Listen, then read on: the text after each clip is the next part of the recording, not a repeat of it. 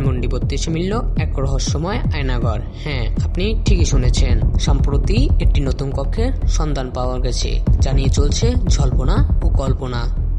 1961 সালে এই বাড়িটি বঙ্গবন্ধু শেখ মুজিবুর রহমান কিনে বসবাস শুরু করে এবং মুক্তিযুদ্ধের সাথে এই বাড়িটির অনেক সম্পর্ক রয়েছে। 5 ফেব্রুয়ারি 2025 রাত 8টার দিকে ছাত্র জনতা মিলে এই বাড়িটি ভেঙে ফেলে, কিন্তু তখনই ঘটল রহস্যের উদ্ঘাট।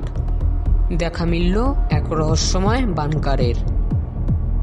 অনেকে বলছে এর গভীরতা প্রায় 5 তলার সমান এবং এই ফাঁকা জায়গায় নাকি রুমও রয়েছে এবং মানুষের জামা কাপড়ের সন্ধান পাওয়া গেছে।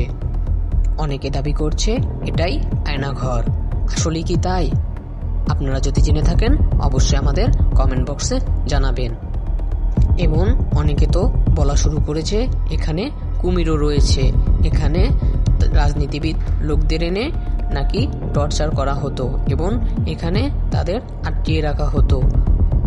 এখানে এক মহিলা বলেছেন এখানে ভালোমতো অনুসন্ধান করলে নাকি মানুষের হাড়ও পাওয়া যাবে।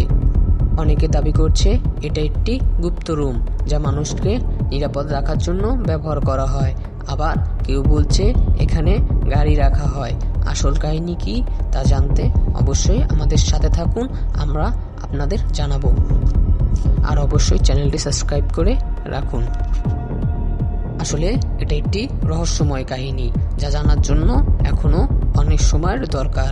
আসলে বলতে এখনো অনেক অজানা তথ্য জানা বাকি রয়ে গেছে, যা আমরা খুব শীঘ্রই জানতে পারবো এবং বুঝতে পারবো এটা আসলে কি। অযথা মানুষের গুজবে কান দিবেন না। এটা কি হবে তা আমরা খুব শীঘ্রই জানতে পারবো। এটা কি ছিল বা কি হয়েছে এই জায়গায়।